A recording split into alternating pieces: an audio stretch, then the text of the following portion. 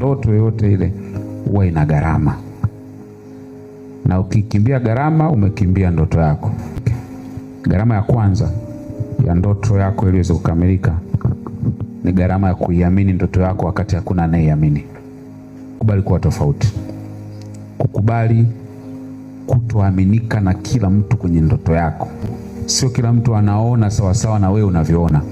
Ukiweka earphone masikioni ukawa unasikiliza mziki, utaanza kucheza ule mziki kwa step yako. Lakini mimi ambaye sina earphone nitakushangaa unacheza nini, kwa sababu sisikii mziki ambao wewe unausikia. Na ndoto ndio ilivyo.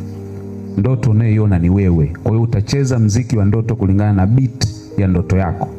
Wengine watakushangaa, wanaweza kufikiri umechanganyikiwa, lakini kumbe unasikia kitu ambacho wao hawakisikii. Usimshangae anayekushangaa kwa sababu hasikii kile ambacho wewe unakisikia.